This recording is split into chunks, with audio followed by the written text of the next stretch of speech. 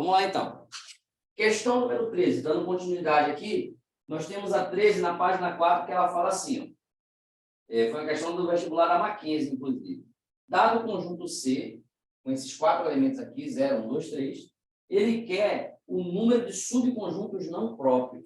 E aí, de repente, vai ficar essa dúvida no ar. O que é que ele quer dizer com subconjuntos não próprios? O que é que a gente precisa entender? Primeiro, o total de subconjuntos, N de P de C, a gente já sabe calcular. Como é que eu calculo N de P de C? 2 elevado a 4 elementos. Ou seja, existe um total de 16 subconjuntos. Só que a gente precisa entender o que é subconjunto próprio para depois entender o que é não próprio. O que é que a gente vai entender como subconjunto próprio? São os dois subconjuntos que sempre vão estar dentro de qualquer conjunto, que são eles, o vazio e ele mesmo. Lembra que o vazio está contido em todo e qualquer conjunto. E todo conjunto também é subconjunto mesmo. Então, quantos subconjuntos próprios existem? 2. Próprios. Sempre vão ser 2 subconjuntos próprios, que é o vazio e ele mesmo. Então, quem vão ser os não próprios? Todos menos os 2. Ou seja, se eu tenho um total de 16, eu vou tirar os 2 que são próprios. Quantos vão ficar? 14. Portanto, a alternativa correta da questão número 13 é a letra C de casa. Letrinha C de casa.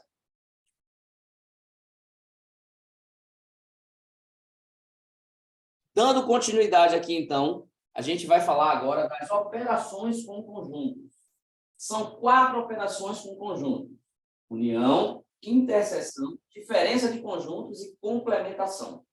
Hoje, nessa primeira parte da aula, a gente vai falar de união e interseção para a gente resolver a maioria das questões, a maioria dos problemas que caem em prova. Primeira coisa que a gente vai fazer, definir o que é a união entre conjuntos. Primeira coisa que a gente precisa é definir o que é a união entre conjuntos. Bom, então vamos lá. Primeira coisa, então, definir aqui união, representado pela letra U, mesmo de união. O que é a união entre conjuntos? É o conjunto. União é o conjunto. Olha que legal. Quer dizer que a operação união, na verdade, ela é um conjunto também. União é o conjunto formado por todos os elementos de todos os conjuntos envolvidos sem repetir elementos.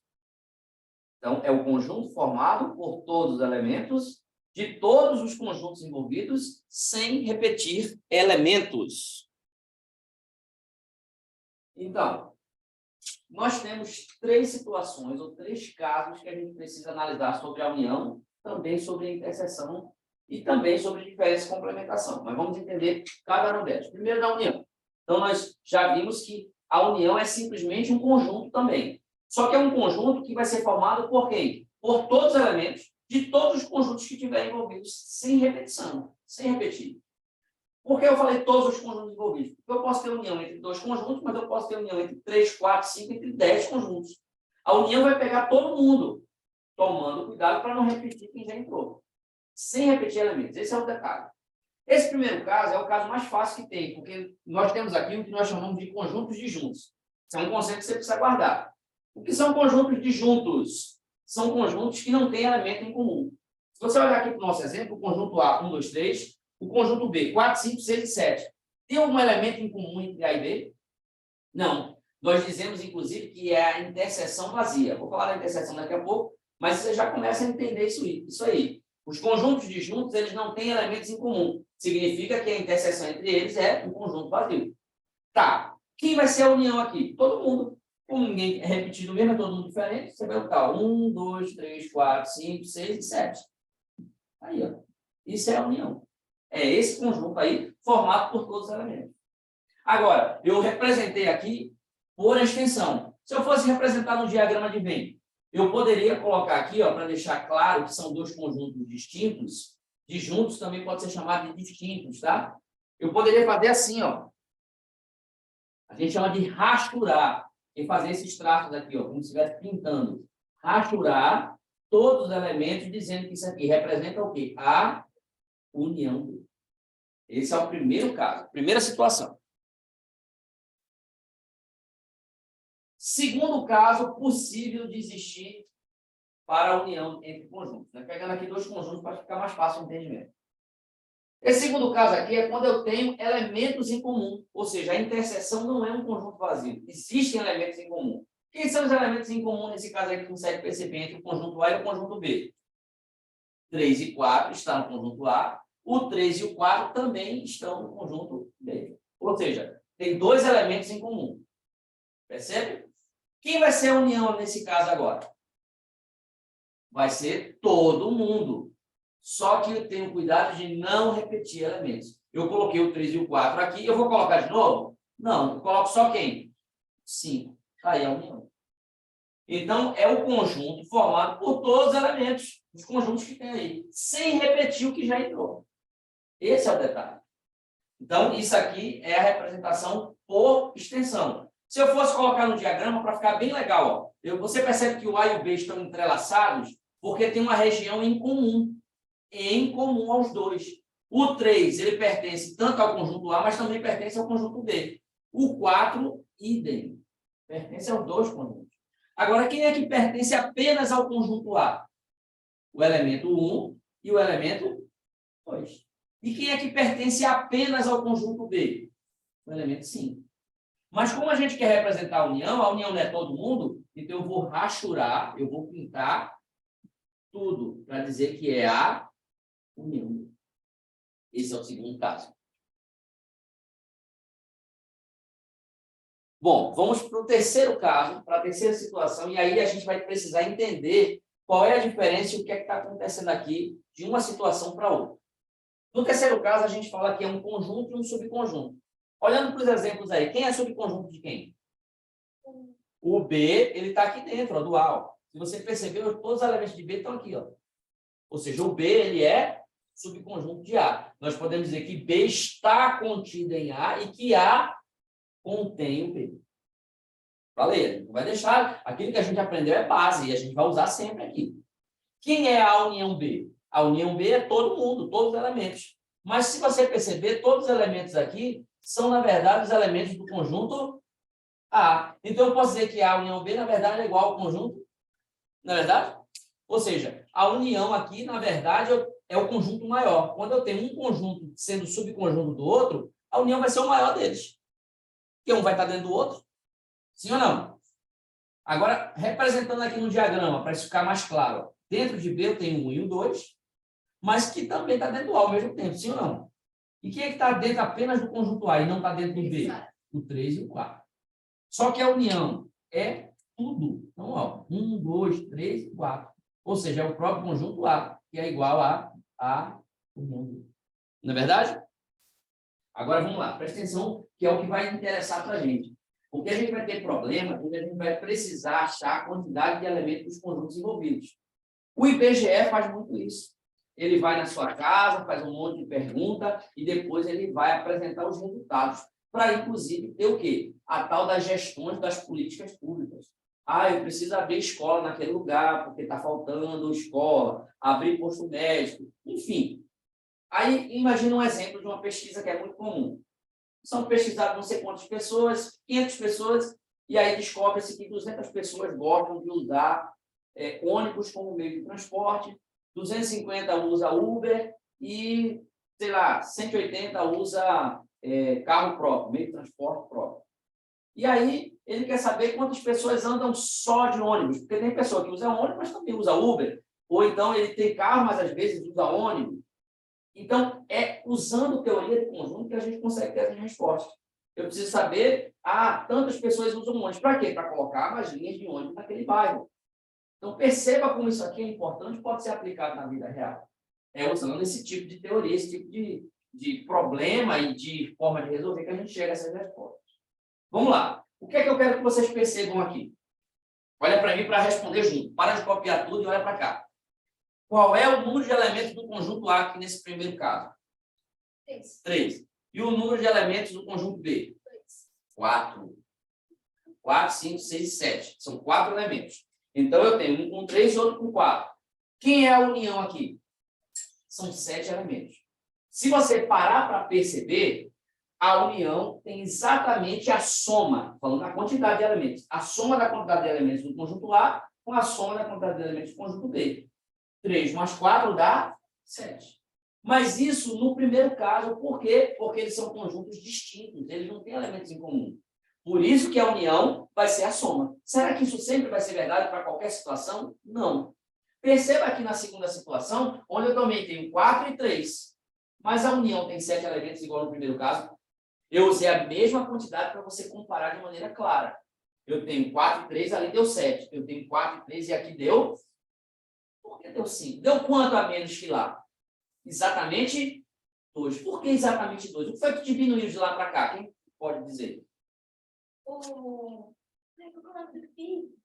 Não é filho? Não, Os elementos em comum. Os elementos repetidos. Quantos elementos repetidos tem aqui e aqui?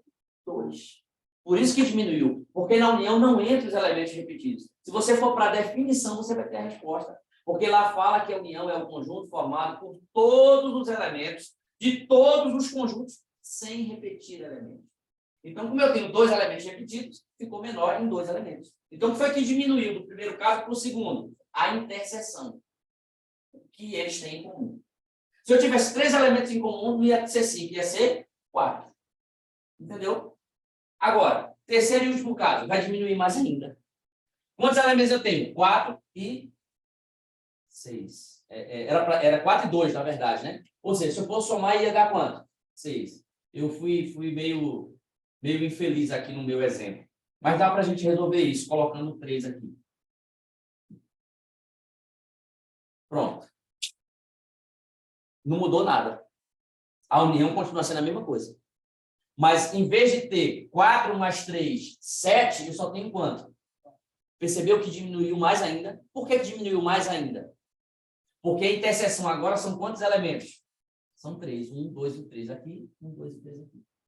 Então, a união ela vai diminuir na medida que a interseção aumenta. A quantidade de elementos em comum aumenta. É isso que você precisa entender.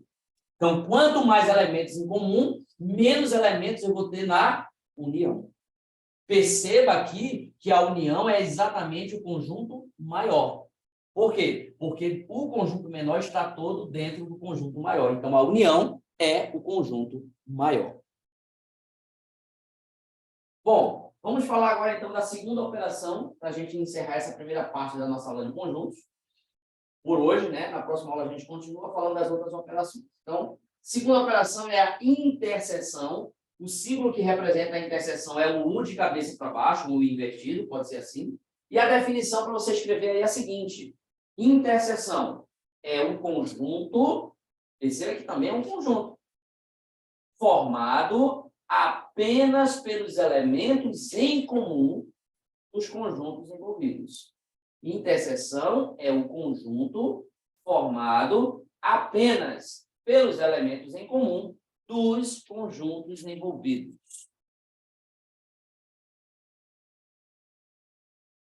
Bom, então, colocando em prática aqui, quem vai ser, então, a interseção B? É o conjunto formado pelos elementos em comum. Quem são os elementos em comum entre A e B? Ninguém. Afinal de contas, eles são conjuntos o quê? Disjuntos, distintos. Então, é um conjunto vazio. É um conjunto vazio. Eu posso representar as chaves sem ninguém dentro, ou eu posso usar a nossa famosa letra Φ maiúsculo do alfabeto grego. Ok? Primeiro caso, então, conjunto vazio. Diagrama de Venn, eu posso colocar aqui, ó, a interseção B e colocar um diagrama sem nenhum elemento dentro. Conjunto vazio. Agora, vamos para o segundo caso aqui. A gente fazer uma comparação agora mais rápida. Quem vai ser a interseção B aqui, ó? Eu tenho elemento em comum. Se eu tenho elemento em comum, então não é um conjunto vazio. Quem são os elementos em comum? Nesse caso aqui, ó, são 2 elementos em comum, o 3 e o 4. Então, eu tenho um conjunto com 2 elementos. Os elementos são 3 e 4. Se a gente for usar esse diagrama aqui, ó, olha só, o diagrama vai ser o mesmo. Conjunto A, conjunto B, aqui eu tenho 1 e o 2, no meio eu tenho o 3 e o 4, e aqui eu tenho o 5. O que é que eu vou pintar? O que é que eu vou rachurar? Só o meio, só a parte em comum. Então, isso aqui representa o A interseção B. Ok? E o terceiro e último caso.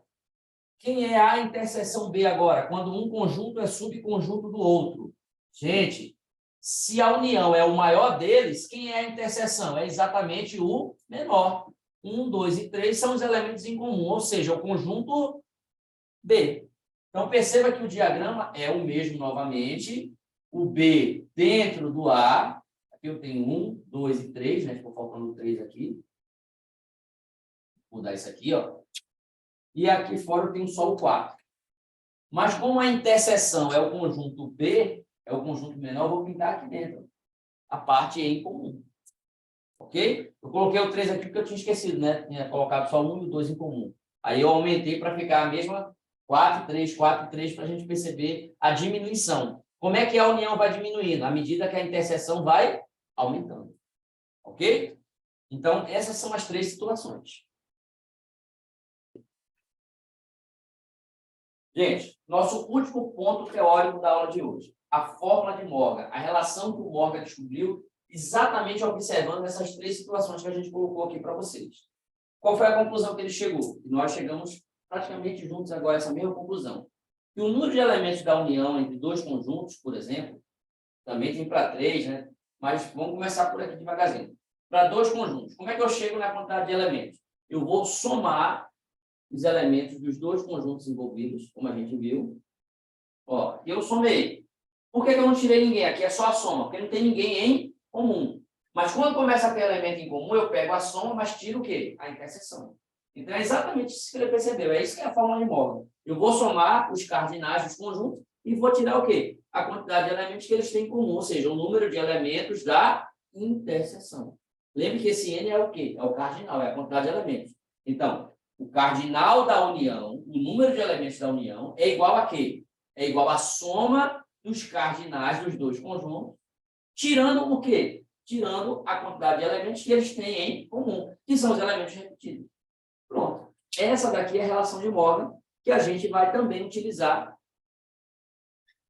Mas a gente também pode usar o diagrama, que na maioria das vezes é mais fácil do que usar a fórmula. Mas a gente tem a opção de usar as 2 coisas, tá? Então, anota para a gente, então, resolver as questões.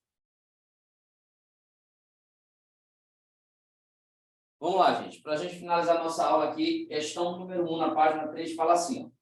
Se um conjunto A tem X elementos e um conjunto B tem Y elementos. Coloquei a representação aqui, ó. N de A, o cardinal de A é X, o cardinal de B é Y.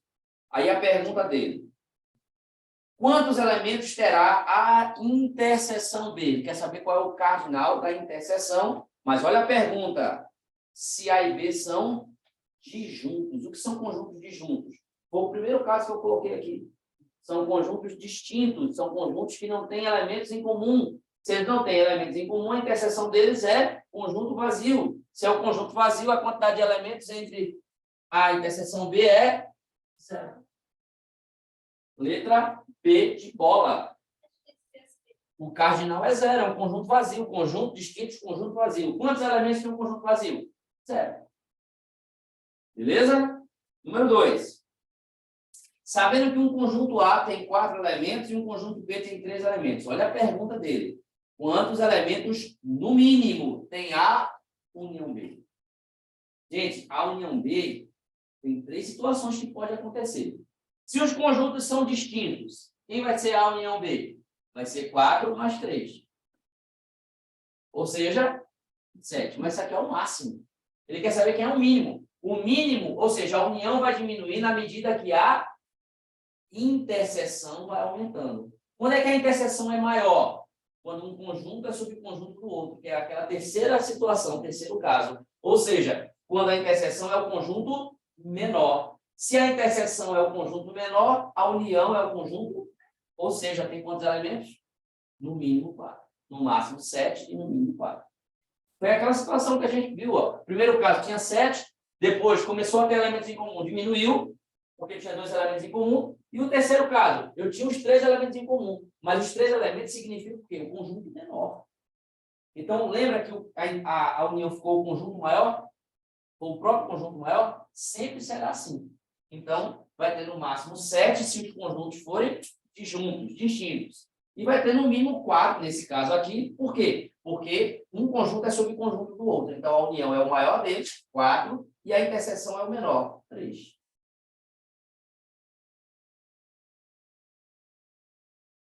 Questão número 9, então, para a gente finalizar. Questão do vestibular da Federal de Roraima, o FRR. Foi realizada uma pesquisa numa indústria X, indústria qualquer. Tem sido feitas a seus operários apenas 2 perguntas. Cada pergunta vai ter um grupo de pessoas que vai se enquadrar nela. Ou seja, são 2 conjuntos, onde a quantidade de pessoas é a quantidade de elementos desse conjunto. Tá? Então, são feitas 2 perguntas. Dos operários, 92 responderam sim à primeira, 80 responderam sim à segunda, 35 responderam sim a ambas e 33 não responderam às perguntas feitas. Como é que eu estou representando isso aqui? Estão vendo que tem 2 conjuntos, 2 diagramas? A primeira questão, desse sim para a primeira e desse sim para a segunda.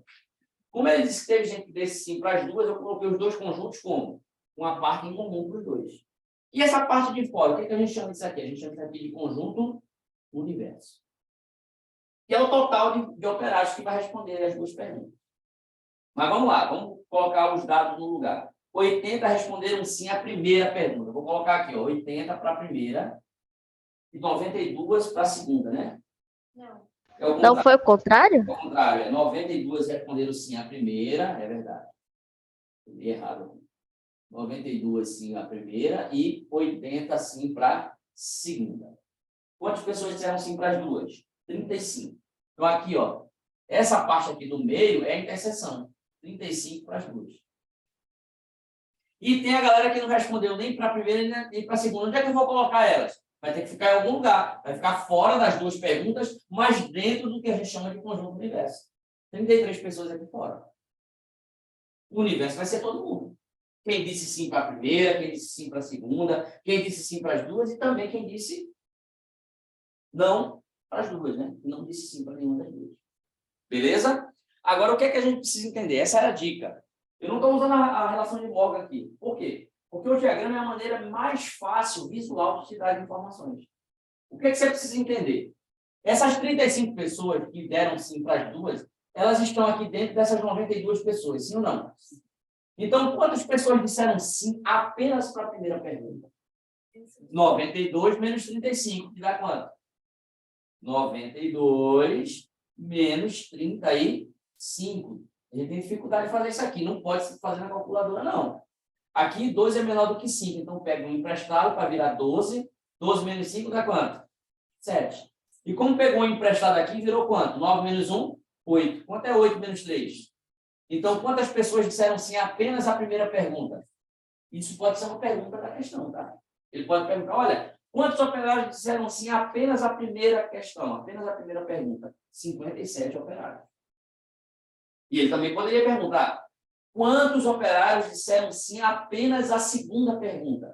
Vou ter que fazer a mesma coisa. Quantos disseram sim a segunda pergunta? Um total de 80. Só que desses 80, tem 35 que também disse sim para a primeira. Então, quantos disseram sim apenas para a segunda? 80 menos 35. Dá quanto? 45. Então, 45 responderam sim apenas para a segunda pergunta. Beleza? Agora, o que é que ele pede na questão? Ele pede o número de operários da indústria. Ou seja, ele pede todo mundo. Então, eu vou ter que somar 45 mais 35 mais 57 mais 33. Quanto é que vai dar isso? 45 mais 35 dá os 80, não é isso? Aí eu tenho 57 mais 33 dá quanto? 90. Aí vai ficar o quê? 90, o universo, né? 90 mais 80. 170 operários tem na indústria. Qual é a alternativa correta? Letra A. Letra A é o gabarito da questão número 9, que foi do vestibular da Federal de Roraima. Agora, eu queria que você prestasse atenção numa outra pergunta que ele poderia fazer. Presta muita atenção à pergunta aqui. Ó. Presta atenção. Quantos operários disseram sim para apenas uma questão?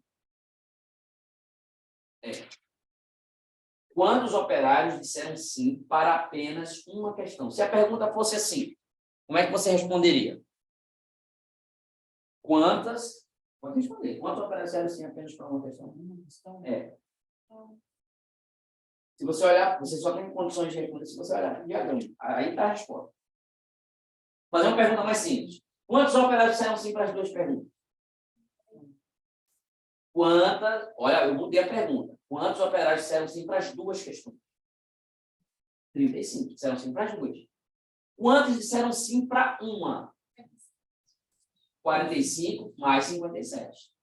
Ele, quando falou para uma questão, ele não disse se era a primeira ou a segunda. Ele quer saber o seguinte, ó, quantos disseram sim para apenas uma das questões? Então, 57 disseram para uma, foi a primeira. E 45 também disseram sim para apenas uma, que foi a segunda. Mas ele não pediu para discriminar. Por isso que isso aí é uma questão de texto. Você tem que entender a pergunta. Quantos operários disseram sim para apenas uma pergunta? 57 mais 45 seria a resposta.